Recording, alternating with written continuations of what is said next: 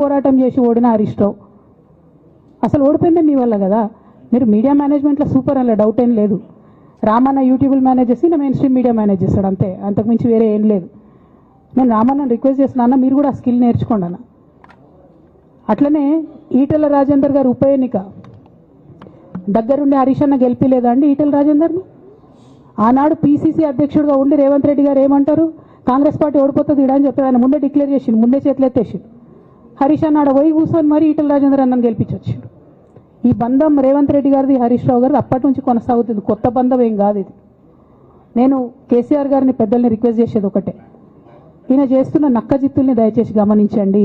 ఇలా నేను బయట పోతా కావచ్చు, నాదేముంది, ఉద్యమంలోకి వెళ్ళి వచ్చినా వాళ్ళ ఉద్యమంలోకే పోతా, నాకు భయం ఏముంటుంది, నాకు ఎన్నడూ పదవుల మీద ఆశ లేదు.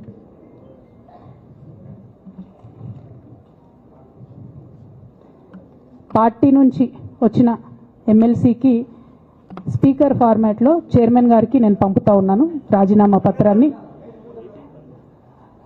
అట్లానే బీఆర్ఎస్ పార్టీ ప్రాథమిక సభ్యత్వానికి కూడా గౌరవ పెద్దలు కేసీఆర్ గారికి రాజీనామాను పంపుతా ఉన్నాను.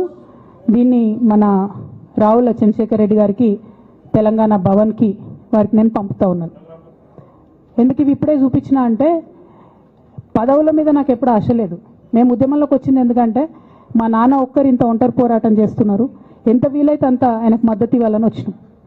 ఆనాడు మేము ఉద్యమంలోకి వచ్చినప్పుడు పార్టీ అధికారంలోకి వచ్చే ఆస్కారమే లేకుండే, తెలంగాణ వస్తుందో రాదే అనే అనుమానాలు అంతటా ఉండే. మేము ఉద్యమంలో కొట్లాటలో లాఠీ దెబ్బలు తినడం కోసం, జైల్లోకి పోవడం కోసం ఆనాడు వచ్చినాం ఉద్యమంలోకి. అధికారంలోకి వస్తామనుకొని రాలే. రామన్నైనా నేనైనా కేవలం నాన్న కోసమే వచ్చినాం ఉద్యమంలోకి. అందుకే మా కుటుంబం మీద కుట్ర. ఈ కుట్రను గమనించమనే నేను మా కుటుంబాన్ని కోరుతా ఉన్నా. ఇక పెద్ద సార్కు నీడలాగా సంతోష్ రావు గారు